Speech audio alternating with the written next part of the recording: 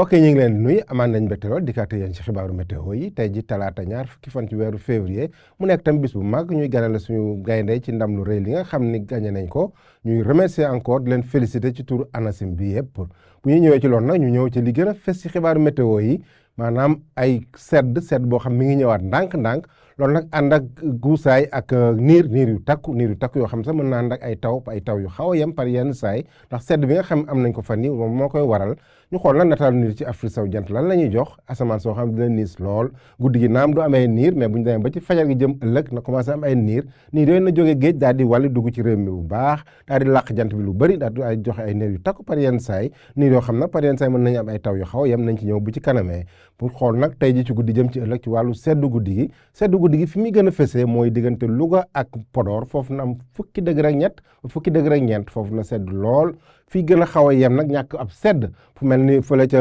Kaolack la fu am fukki degré juróom-ñett ñu am ko diggante Tambacounda ak Bakel li ci des nag fukki degré juróom-ñaar ba fukki degré juróom-ñett nañu am ci gox-goxaan yu bëri fu mel ni Ndakaaru na am fukki degré ak juróom-ñaar Ndakaaru ak Mbuur bu ñëwee ba Ziguinchor tam nañu am naka noonu Ziguinchor Kolda ba côté Sédhiou foofu fukki degré juróom-ñaar ba fukki degré juróom-benn la ñuy am ñu xool nag talaata ak àllarba lan la ñuy am ci wàllu seddaay wala ay niir yu takku nañ ko am ci réew mi yëpp daanaka niir yooyu dina am tax ay par yenn saa ñu am ay wis-wis yu xaw a yem ci yenn gox goxaan parce que ngelaw lu tàng li nga xam dese na fa ak sedd bi nga xam day dugg mu nekk ñaari ngelaw yoo xam dafa xaw a wuute loolu mooy indi ay taw yu xaw a yem par yenn saa mu am ay wis-wis mu nekk ay taw ëgg yoo xam daanaka du am maanaam bu baax mais lu mat a bàyyi xel la Ndakaaru nag na sedd parce que na am ñaar fukki degré ak ñett ci bëccëg gi Thiès na am ñaar fukki degré juróom-ñett diggante bi li koy wutale diggante Ndakaaru ak Thiès ci juróom-ñaar fukki kilomètre rek juróomi degré moo leen di wutale bi na ba Ndar tam na am ñaar fukki degré juróom-ñeent daanaka goxuxaan yu bëri fanweer degré du ko am Mbuur na am fanweer degré ñaar ñu am ko diggante Ziguinchor Sédhiou ba Kolda ak partie sud boobu